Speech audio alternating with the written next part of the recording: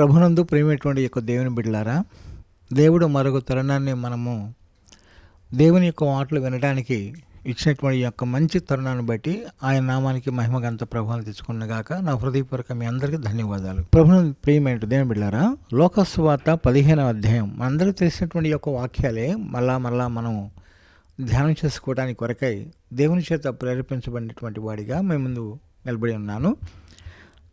లోకసువార్త 15వ అధ్యాయం 11వ వచనంలో, ఒక మనుషుడికి 2 కుమారులు ఉండేవి. వారిలో చిన్నవాడు, తండ్రి, ఆస్తిలో నాకు వచ్చు భాగం నిమ్మని తన తండ్రిని అడగగా, అతడు వారికి తన ఆస్తిని పంచిపెట్టాను.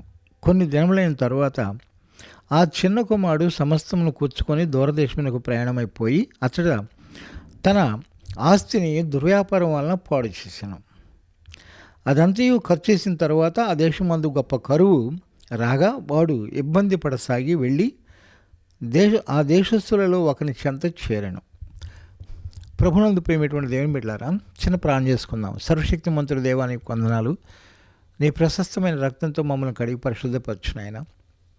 నీ మాటలు శ్రద్ధ కలిగి వినటానికి వాళ్ళ హృదయాలు తెరవము, నా హృదయాన్ని కూడా తెరవము. నీవు మాట్లాడము, నీ సిలువ చాటం భద్రపరచుకొనము. యేసయ్య, నీ పాదాల చెంత ఒదిగొదిగి ప్రభు దీనుడై, రిక్తుడై, పరిశుద్ధుడిగా, విశ్వాసపరుడుగా, నీకు నమ్మకస్తుడిగా ప్రజలందరికీ కూడా ప్రభు నీకు యోగ్యుడిగా ఉండటానికి సహాయించాం. క్రీస్తు నామములో ప్రార్థిస్తాం మనం తండ్రి, ఆమేన్. ప్రభునందు ప్రియమైనటువంటి దేవుని బిడ్డలారా, ఒక తండ్రికి 2 కుమారులు ఉన్నారట. వారు యవ్వన ప్రాయానికి వచ్చారు. పెద్ద కుమారుడు తండ్రితో పాటు పొలంలో పనిచేయటానికి తన మాట విన్నట్టుగా ఉన్నారు. చిన్నవాడు ఒకవేళ తల్లిదండ్రులు చిన్నవాళ్ళని కాస్త గారభంగానే పెంచుతూ ఉన్నట్టుగా మనం వింటూ ఉంటాం. నేను కూడా మా తండ్రికి చిన్న కుమారుడిని, నా తర్వాత ఒక చెల్లి. ప్రియమైన దేవుని బిడ్డలారా, గారభంగా పెంచబడినటువంటి వారంగా మనం ఉంటాం.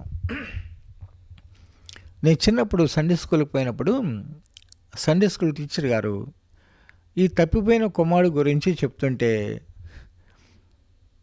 నేను ఏడ్చేవాడిని. నా కళ్ళ నీళ్ళు కారిపోతూ ఉండేవి. ఒక తండ్రికి 2 కొడుకులట కదా. ఆ తండ్రిలో 2 కొడుకుల్లో నేను చిన్నవాడిని కదా, నాకే ఇన్ని కష్టాలు వచ్చినా అని ఏడ్చేవాడిని. అయితే ప్రియులారా, ఇక్కడ మనం చూద్దాం. పెద్ద కుమారుడు తండ్రి దగ్గరే ఉన్నట్టుగా ఉన్నాడు. చిన్న కుమారుడు అయితే భయంకరంగా చెడిపోయాడు. ఎంతగా చెడిపోయాడు అంటే, కుర్రవాళ్ళ సవాసం చేసి తండ్రి యొక్క గారభం, తల్లి యొక్క ముద్దుల కుమారుడుగా ఎంచుకున్నటువంటి యొక్క ఈ కుమారుడు ఎంతకాడికి వచ్చాడంటే, నా ఆస్తి, తండ్రి నీ ఆస్తిలో ఉన్నటువంటి యొక్క సగభాగం నాకు ఇచ్చేసేయి. ఆఫ్టర్ ఆల్ నువ్వు ఇక్కడ ఏం సంపాదిస్తున్నావు? నీకంటే గొప్ప ఆస్తి, ఐశ్వర్యాన్ని నేను సంపాదిస్తా దూరదేశానికి వెళ్ళి.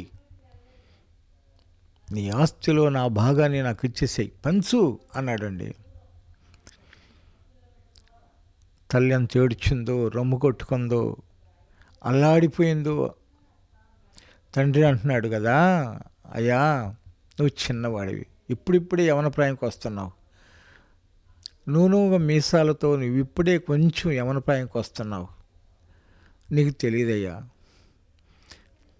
నేను నీ తల్లి కొంచెంగా కూడబెడతా, అనేక మంది పని వాళ్ళని సిద్ధపరచుకుని దేవుని దయ వలన ఎంతగా దేవుడు సహాయం చేసినటువంటి యొక్క ఆస్తి, ఐశ్వర్యము, పొలములు కానీ, మందలు కానీ, పనివాళ్ళు కానీ, ఇంతమందికి మనం భోజనం పెట్టేటువంటి యొక్క ఆ కృపను మనకి దేవుడు ఇచ్చాడు కనుక మేము ఎంత కష్టపడ్డామో ప్రభులో ఉన్నామయ్యా.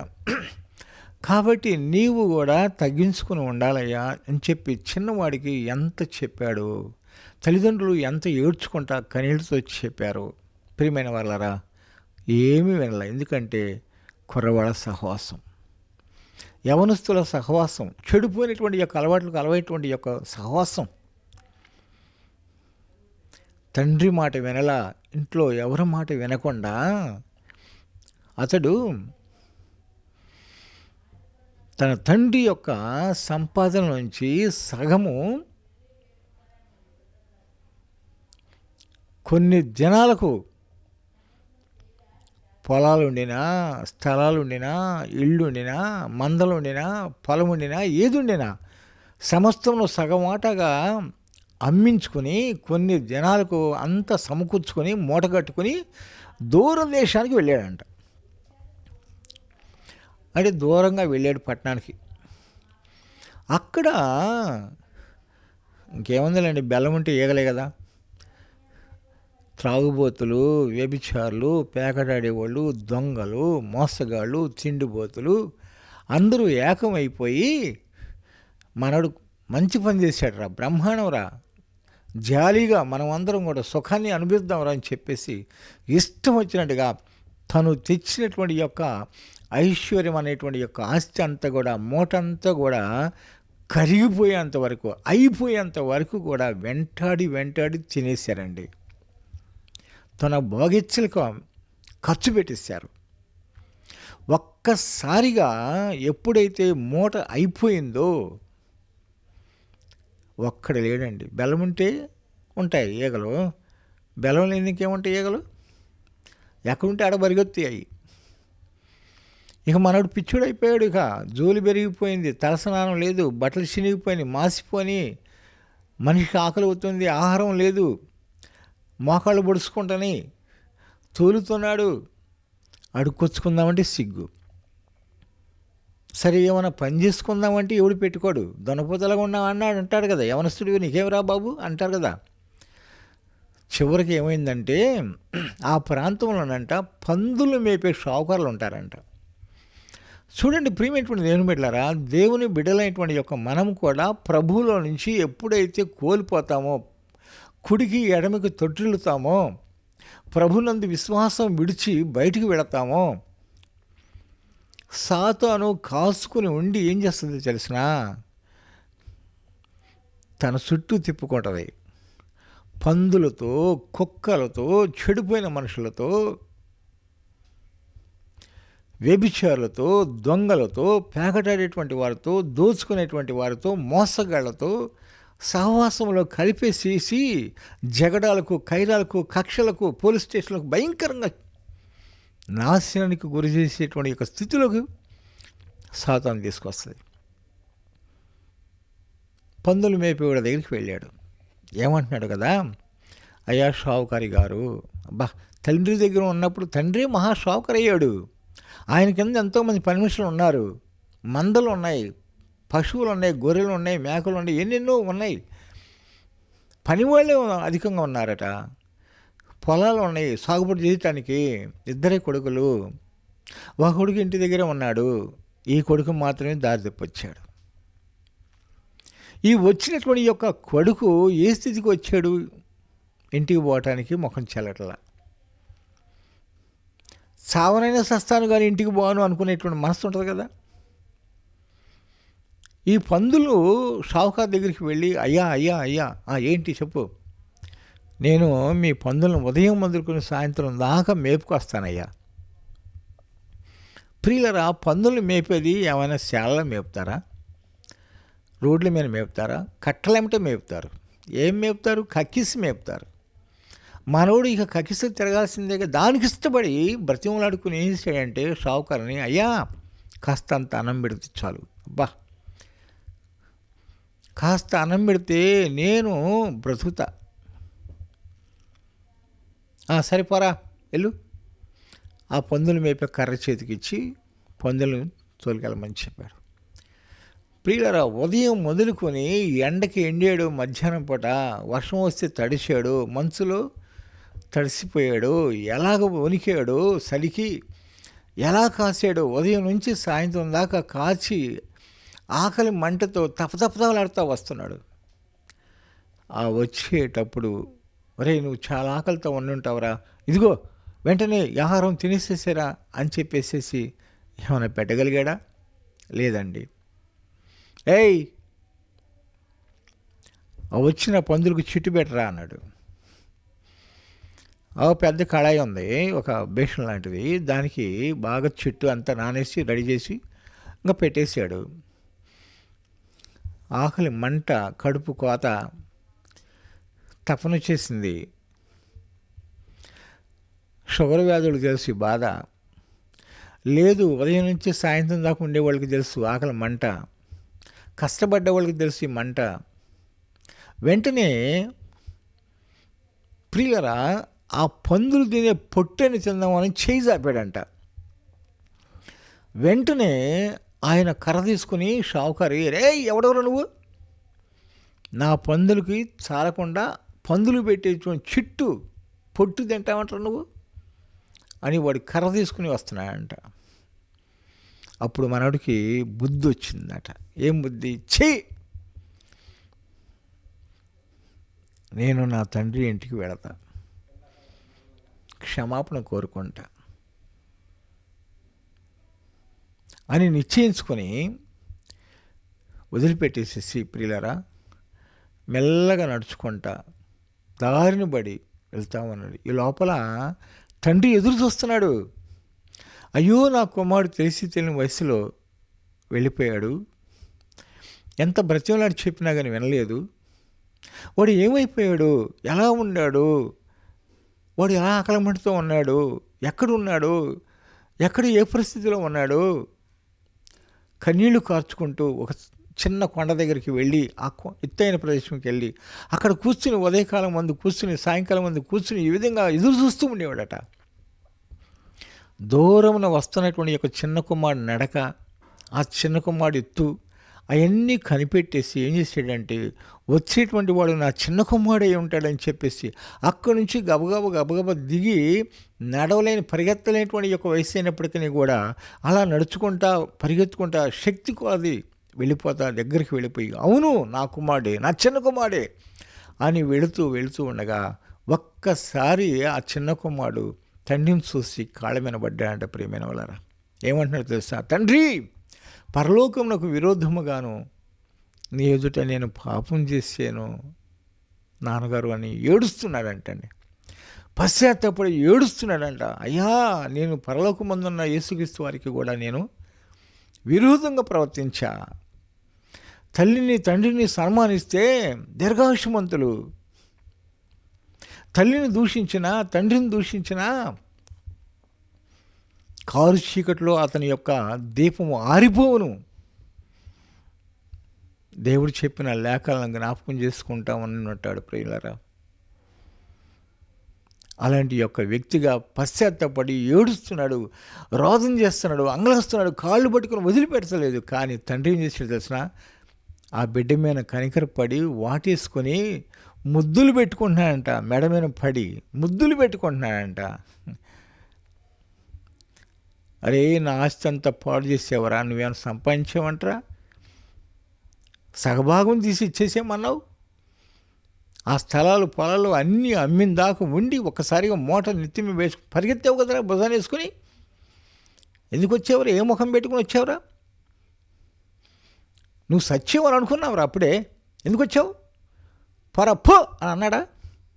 కనికరం పడ్డాడంట. దేవుని యొక్క వాక్యం సెలవిస్తుంది ప్రియమైన వాళ్ళు. కనికర పడి మేడమైన పడి ముద్దులు పెట్టుకుంటా కన్నీళ్లు కార్చుకుంటా, ఇదిగో నా స్నేహితులారా, నా పని వాళ్ళారా, రండి రండి రండి, తప్పిపోయిన నా కుమారుడు దొరికాడు, చచ్చిపోయిన కుమారుడు బ్రతికి ఉన్నాడు, రండి, ఇతనికి స్నానం చేయించి ప్రశస్తమైన వస్త్రం త్వరగా తెచ్చి తొడగండి, చేతికి ఉంగరం పెట్టండి, పాదాలకు చెప్పులు తొడిగించండి, క్రొవ్విన దూడను మీరు వధించుకుని పండగ చేసుకోండి, భుజించండి ఆనందంతో. ఎందుకంటే నా కుమారుడు చనిపోయి బ్రతికి వచ్చాడు, చచ్చిపోయి బ్రతికాడు, తప్పిపోయి దొరికాడు, నా కుమారుడు, నా చిన్న కుమారుడు. బా, ఎంత ఆనందిస్తున్నాడండి తండ్రి. ఇంటికి వెళ్ళిన తర్వాత ప్రియమైన వాళ్ళ పనివాళ్ళు ఈ విధంగా చేస్తామంటే స్నానం చేయించి ప్రశస్త వస్త్రాలు దొడుగుతూ చేతికి ఉంగరం పెట్టి పాదాలు చెప్పులు తొడిగించి కురవిని దోడ గదించి మంచి పండగ చేసుకుంటా మంచి విందు చేసుకుంటా ఉన్నటువంటి సందర్భంలో టెంట్లు మంటలు ఉండి ఉంటాయి కదండి ఆ జనాల్లో ఉన్నటువంటి గొడవలు. ఇంతలోని పొలంలో ఉన్నాడంట పెద్దవాడు. వాడు ఏం చేశాడు, ఇంటికి వస్తున్నాడు. ఇంటి ముందు మేళాలు, తాళాలు, డ్యాన్సులు చేస్తూ ఉన్నటువంటి యొక్క సందర్భంలో చూసి అంటున్నాడంట, పని వాళ్ళని పిలిచి ఒకడిని, ఒరే బాబు ఏంట్రా నాకు తెలియకుండా నా ఇంటి ముందు ఏంటి సంబరం అన్నాడంట. ఏం లేదయ్యా, నీ తమ్ముడు వచ్చాడు, మీ నాన్నకి సంతోషంగా ఉంది, ఆ సంతోషంలో మేము అందరం పాలిభోస్తులు అవుతున్నాం, కొవ్విన దూడను వధించి మాకు భోజనం చేసి తినమని చెప్తున్నాడయ్యా, మేము ఆనందంతో భుజిస్తున్నాము, రా నువ్వు కూడా. నేను రాను అలిగి కూర్చున్నాడు. ఇక ఇంటికి రావట్లా, వాడు తండ్రి దగ్గర రావట్లా, ఆనందంలో సంతోషంలో సంతోషపడట్లా. ప్రభు ఏమన్నాడు, సంతోషించు వారితో సంతోషించమని ప్రభు చెప్పారు కదా.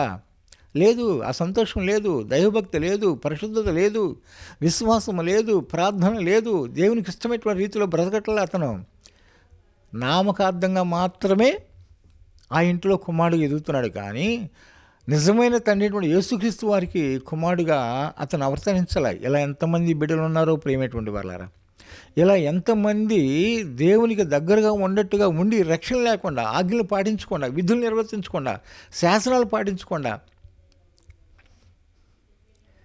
ఎలా ఉండి చెడిపోయి దేవునికి వ్యతిరేకంగా ఉండి దేవునికి హేయంగా ఉండి బ్రతుకుతున్నారో ప్రియమైన వాళ్ళారా. అలాంటి బ్రతుకు సరైనది కాదు, అది దేవుని రాజ్యం చేర్చబడేటువంటిది కాదు. దేవుని చిత్తానుసారంగా జీవించి ఆయన కృపలో తమ తప్పులను ఒప్పుకొని పశ్చాత్తాపడి కన్నీరు విడిచి రోదన చేస్తే ఖచ్చితంగా ప్రభు క్షమిస్తాడు, ఆయన రక్తంతో కడిగి శుద్ధీకరిస్తాడు, నిన్ను బాగు చేస్తాడు.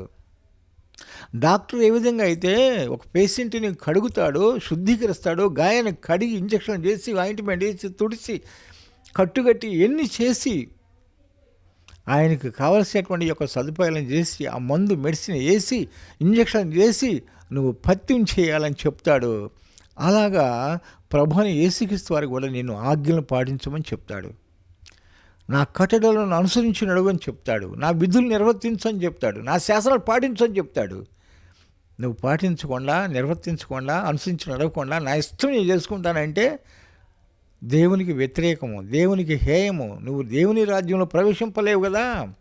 నువ్వు శాపానికి గురైపోయి అగ్నిగుండము, అక్కడ అగ్నిగుండమే కాదు, ఈ లోకంలో కూడా దారుణంగా మరణానికి భయంకరమైన యొక్క తీర్పు ఉంటుంది ప్రియమైన వాళ్ళు. అలాంటి యొక్క చెడిపోయినటువంటి యొక్క శాస్త్రలకి మనం కాకుండా దేవునికి ఇష్టం, మన తండ్రి అయినటువంటి యేసుక్రీస్తు వారు మన తండ్రి ఏ విధంగా బోధిస్తాడో ఆ రీతిగా అనుసరించి నడుచుకోవడానికి ఇష్టపడాలని ప్రభుపేట నేను మనం చేస్తూ ఉన్నాను. ప్రియమైనటువంటి దేవుని బిడ్డలారా, ఈ తప్పిపోయిన కుమారుడు చూడండి, ఇక ఆ ఇంట్లో ఏమని కోరుకున్నాడు, అయ్యా నేను తండ్రి తండ్రి అంటానికి నేను యోగ్యుడు కాను, నీ కుమారులలో ఒక కుమారుడుగా ఎంచుకోవట్లేదు, అసలు నేను యోగ్యుడు కాను. ఎందుకనంటే నిన్ను గాయపరిచా, నీకు తలవంపులు తెచ్చా, నీకు అవమానం తెచ్చా, నీ సొమ్మును కాజేసి దుర్వ్యసనలతో నాశనం చేసుకున్నా, తల్లిని తండ్రిని దూషించిన వాడిని అయ్యాను, కారు చీకట్లో నా దీపం ఆరిపోయింది, నేను చావాల్సినటువంటి వాడిని. కానీ దేవుడు నిన్ను జ్ఞాపకం చేసి మళ్ళా ఆయన మంచి మార్గం తీసుకురావడానికి, నా తండ్రి అయినటువంటి యొక్క నీ దగ్గరికి తీసుకురావడానికి ప్రభు కృప చెప్పాడు. నేను వచ్చాను, ఇక మీదట నేను కుమారుని అనిపించుకోను, నీ కూలివారు ఉన్నారే పనివాళ్ళు ఒకరిగా పెట్టుకో, నేను చేసినటువంటి యొక్క పనికి నాకు కూలి ఆహారం పెట్టు చాలు అన్నాడండి. ప్రియమైన దేవుని బిడ్డలారా, పందులు పట్టు తిని పందులు ఎమ్మడి తిరిగి, పందులు ఏ కంపలకు వెళితే ఆ కంపలకు పోవాలి, ఎటు జ్వరబడితే ముళ్ళు, ఏ చెట్లు, ముళ్ళ పొదలు, ఆ జిలేబీ మండలు, ఎన్ని రకాలైనటువంటి యొక్క ముళ్ళ పొదలు ఉంటే ఆ పందులు అటు జ్వరబడుతూ పోయి ఆ కక్కిసి ఇష్టపడితే అటు పరిగెత్తే ఇతను కూడా ఎన్ని చోట్లకు పరిగెత్తాడు, అవి పూసుకున్నట్లుగానే కక్కిసి వీడి కూడా పూసుకుని ఉంటాడు. తప్పదు ప్రియమైన వాళ్ళారా, ఆ పని చేసేవాడు, బస్తాలు మోసేవాడికి తెలుసు, బస్తాల్లో ఉన్నటువంటి యొక్క దుమ్ము పురుగులు అన్ని బుసం మీద ఒంటి నిండా పడుతుంటే వాడికి తెలుసు ఆ బాధ. 10 సంవత్సరాలు బస్తాలు మోసాను నేను, కట్టా తెచ్చాను, కోత కోసాను, కుప్పలేసాను. నేను, నా అన్న, నా చెల్లి, నా తల్లిదండ్రులు ఎక్కడ కూడా పనులు వెనకబడిపోయేవాళ్ళం కాము, దూసుకుంటే వెళ్ళేవాళ్ళం, ముందు వెళ్ళేవాళ్ళం. ప్రియులారా, నా తల్లిదండ్రులు మాకు అలా నేర్పారు. దేవుని పేట రోషంగా, మా తల్లిదండ్రుల పేరట మేము ఎట్లా రోషంగా ఆనాటి కాలంలో లోకంలో ఉండగా బ్రతికాము, ఈనాడు ప్రభువులకు వచ్చి కూడా రోషంగా బ్రతకటానికి కొరకై ఇష్టపడుతున్నాం. యెహోవా యొక్క ధైర్యశాలిగా, రోషంగా, ఏలియా ప్రవక్త వలె, దేవుని బిడల వలె రోషం కలిగి ఆయన పాదాల దగ్గర ఒదిగి తగ్గించుకొని దీనత్వం కలిగి ఉండి విధేయత కలిగి ఉండి సాత్వికంతో ప్రార్థనతో కన్నీటితో రోదంతో అంగలార్పుతో ప్రసవేదనతో ప్రభు పాదాలు పెట్టుకొని అనేకుల కొరకు విజ్ఞాపన చేస్తూ ఆయన వాక్యానికి లీలమవుతున్నటువంటి వారిగా మేము ఉంటున్నాము. ఆయన దయ వలన, ఆయన కృప వలన. ప్రియమైనటువంటి దేవుని బిడ్డలారా, అలాగా ఉండటం మంచిది. ఈ చిన్నవాడు వెళ్ళినందుకు పెద్దవాడు అలిగి ఇంటికి రాకుండా వెళ్ళిపోయాడు. కానీ చిన్నవాడు పెద్దవాడు ఏమైనా చేసినా కొరువైన దూడను వధిస్తున్నాడా? ఈ దుర్వ్యసనాలతో పాడు చేసినటువంటి యొక్క ఆస్తి అంతటిని వాడి కోసం విందు చేస్తున్నాడా? కొరువైన దూడను వధించాడా? ఎప్పుడైనా నా స్నేహితులతో నీ సంతోషపడటానికి ఎప్పుడైనా ఒక మేకపిల్లని ఇచ్చాడా నాకు అని తండ్రి మీద నేరము మోపి వెళ్ళిపోయాడు. భ్రష్టుడైపోయాడు, విశ్వాసఘాతుకుడైపోయాడు, దేవునికి దూరం అయిపోయాడు. ప్రియమైన వాళ్ళరా, కానీ చిన్నవాడైతే విరిగి నలిగిన హృదయంతో దీనుడుగా, పరిశుద్ధుడుగా, విశ్వాసపరుడుగా, తండ్రిని తల్లిని కొనియాడుకునేటట్లుగా అనగా ప్రభువుని యేసుక్రీస్తు వారికి నమ్మకస్తుడిగా పరిశుద్ధంగా బ్రతికాడు. ప్రియమైన వాళ్ళరా, అలా బ్రతికి ఆ ఇంటికి, ఆ స్వాస్థ్యానికి, ఆ పొలంకి, ఆ ఆస్తికి, ఐశ్వర్యానికి అంతటి కూడా వారసుడయ్యాడు. ఈనాడు నీవు క్రీస్తు యొక్క పాదాల దగ్గర నువ్వు ఎలా నేర్చుకుని ఒదిగి ఉన్నావో, రక్షించబడ్డావో, ప్రభుకి ఇష్టమైన హృదయం కలిగినటువంటి వారిగా నువ్వు ఉన్నావో, దేవుని వాక్యాన్ని అవలంబించుకుని ఇష్టపూర్వకంగా అనుసరించి నడుచుకుంటున్నావో, ఖచ్చితంగా ప్రభు అయినటువంటి యేసుక్రీస్తు వారు పరలోక స్వాస్థ్యాన్ని ఇస్తాడు. ఆయన మహిమలో కూర్చోబెడతాడు. ఒక చెట్టుగా మంచు ఏ విధంగా కప్పబడి చల్లదనం ఉంటుందో, అది విస్తారంగా ఫలిస్తుందో, ఆ రీతిగా నీవు నీ కుటుంబం ఫలిస్తారు. దేవుడు వేసినటువంటి యొక్క ఉంగరపు ముద్ర నీకేస్తాడు, ఉంగరం పెడతాడు, సింహాసనం కూర్చుని పెడతాడు. యేసయ్య నీ ప్రక్కనే కూర్చుని నీతో భోజనం చేస్తాడు. ఆయన భోజించేటప్పుడు తన కుడి పక్కన కూర్చొని పెట్టుకుంటాడు, ఆయన సింహాసనం కూర్చొని పెట్టుకుంటాడు. ప్రియమైన దేవుని బిడ్డలారా, అలాంటి గొప్ప స్వాస్థ్యం పొందాలని తప్పిపోయిన కుమారుడు చేరదీయబడ్డాడు. ఇంట్లో ఉన్నటువంటి వాడు దూరం అయిపోయాడు. అతను బుద్ధి గుణలక్షణాలను బట్టి దూరం అయిపోయాడు. ఇతను విరిగి నలిగిన హృదయం బట్టి దేవుడు లక్ష్య పెట్టుకున్నాడు. చక్కగా ఇతనికి స్వాస్థ్యం అంతా ఇచ్చాడు. ఈ లోకమందు కూడా పరలోక స్వాస్థ్యం ఇవ్వటానికి సిద్ధంగా ఉన్నాడు. ఇది మాదిరి జీవితం. ప్రియమైనటువంటి వారలారా, మరొక వాక్యం చూసుకుందాము. యోహాను సువార్త 4వ అధ్యాయంలో ఒక సమరయ స్త్రీ అనేటువంటి ఒక స్త్రీ ఉంది. ఆ సంగతి తెలిసిన విషయమేను. ఈ సమరయుల యొక్క స్త్రీలు సమరయుల పట్టణంలో నుంచట ఈ సమరయ స్త్రీ నీళ్లు తోడుకోవడానికి అవసరమై మిట్ట మధ్య ఉన్నప్పుడు ఇంచుమించు 12 గంటల సమయంలో అక్కడికి వచ్చిందంట, బావి దగ్గరికి. అక్కడ ముందుగానే ప్రభువు ఏం చేశాడంటే సువార్త ప్రకటించి అద్భుతాలు చేసి అనేకులకు స్వస్థపరిచి ఎండలో ఆయన కూడా వచ్చి తన శిష్యులతో పాటు శిష్యులు పట్టణానికి వెళ్ళిపోయి చక్కగా ఆహారం తీసుకురాబోతానికి పంపించి యేసుక్రీస్తు వారు ఈ యొక్క బావి దగ్గర కూర్చున్నాడట. ఇది యాకోబు బావి అన్నమాట. అయితే ప్రియులరా, ఈ బావి దగ్గర కూర్చుంటే ఈ సమరస్త్రీ బావి దగ్గరకు వచ్చింది. ఈ సమరస్త్రీ బావి దగ్గరకు వచ్చినటువంటి యొక్క స్త్రీ గబగబా నీళ్ళు తోడుకుని వెళ్ళబోతుంది. అప్పుడు ప్రభు అన్నాడు కదా, అమ్మా నాకు దప్పిక తీర్చమ్మా అన్నాడు. అయ్యో, నువ్వు చూస్తే యూదుడిలాగా ఉన్నావు, నీ జుట్టు, నీ గడ్డము, నీ అంగి, నువ్వు యూదుడిలాగా ఉన్నావు. మేమెవరమి?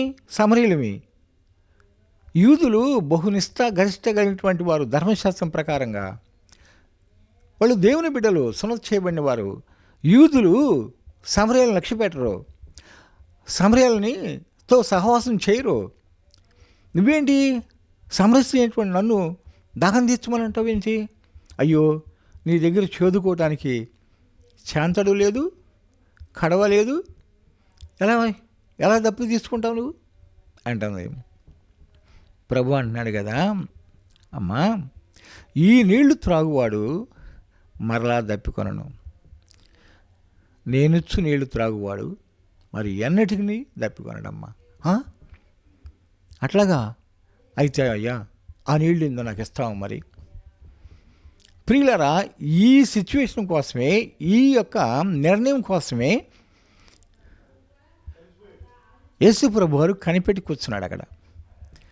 ఎప్పుడైతే అయ్యా ఆ నీళ్లు, ఆ జీవజల పూట నాకు కావాలి, మరలా నేను అంత దూరం నుంచి మా పట్టణం సమరయ పట్టణం కాడి నుంచి ఇక్కడికి వచ్చి నీళ్లు ముంచుకుని దొంగసాటుగా వచ్చి యూదులకు తెలియకుండా మిట్టమధ్యతో వచ్చి మోసుకెళ్ళేటువంటి అంత అవసరం లేకుండా మరలా రాకుండా, అయ్యా ఆ జీవజలం ఏంటో, ఆ నీళ్ళు ఏంటో నువ్వు అయ్యా, మరలా నేను దప్పికొనుకుని ఉండటానికి.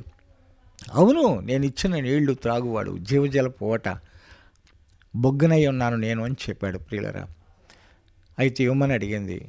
అప్పుడు ప్రభు అని అడిగదమ్మా, సరే ఇస్తాను, కానీ మొదట నీ వెళ్ళి నీ పెనిమిటిని పిలుచుకురా అన్నాడు. అయ్యో నాకు పెనిమిటి లేరయ్యా అంది. పెనిమిటి లేరన్న మాట వాస్తవేనమ్మా, పెనిమిటి లేడన్న మాట వాస్తవమే, సత్యమే చెప్పావు, కానీ నీకు 5 పెనిమిట్లు ఉన్నారమ్మా. ఇప్పుడు నీ ఇంట్లో ఉన్నటువంటి వాడు కూడా పెనిమిటి కాడు, అంటే 6 ఉన్నారు అప్పటికి. ప్రియమైనటువంటి యొక్క దేవుని బిడ్డలారా, అప్పుడు ఆశ్చర్యపోయింది. అమ్మో అమ్మో, ఎంత ఆశ్చర్యం, ఎంత ఆశ్చర్యం ప్రియమైనటువంటి దేవుని బిడ్డలారా. కాబట్టి ఆశ్చర్యమైన యొక్క మాట మాట్లాడిందన్నమాట. కాబట్టి ఎప్పుడైతే ఈ మాట అందో, అయ్యా నాకు పెనిమిటిలు లేరయ్యా అని చెప్పగానే యేసుప్రభు నిజమే చెప్పావు, కానీ ఇప్పుడు ఉన్నవాడు కూడా నీ పెనిమిటి కాడు అని ఎప్పుడు చెప్పాడు ప్రభు అయిన యేసుక్రీస్తు వారు.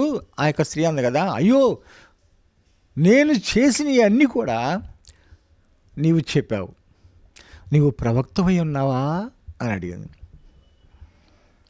అంతకంటే గొప్పవాడిని ఏంటో తెలిసిన, లోకానికి రాబోతున్నటువంటి మెస్సియా, అయ్యా లోకానికి రాబోతున్న మెస్సియా అనేటువంటి ఒక ఆయన వస్తాడంటే, ఆయన వచ్చి నాకు చెప్పయ్యా అంటుందామా. ప్రభు అన్నాడు, నీతో మాట్లాడుచున్నవాడు ఆయనే నేను అన్నాడు.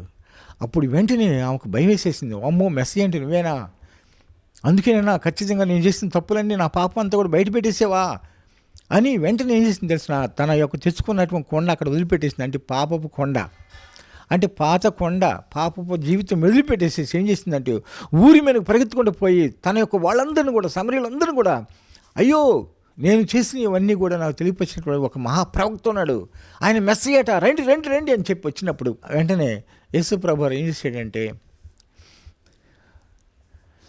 చెప్పిన మాటలను బట్టి వాళ్ళందరూ కూడా పశ్చాత్తాపతులై నిజంగా విన్నారు, ఖచ్చితంగా రక్షించబడ్డారు. ఈయన నిజంగా లోకాన్ని రక్షకుడై, ఈయన ప్రభు అని యేసుక్రీస్తు వారు అని చెప్పేసి వాళ్ళు విన్న సాక్ష్యాన్ని బట్టి విని ఆయనకు మ్రొక్కి విశ్వసించి ఆయన ప్రభువుని నమ్ముకున్నారు. ప్రియమైన దేవుని బిడ్డలారా, అలాగా దేవుడిని నమ్ముకుని పరిశుద్ధంగా విజయించాలని ప్రభు పేట మనం చేస్తున్నాను. ప్రార్థన చేసుకుందాం.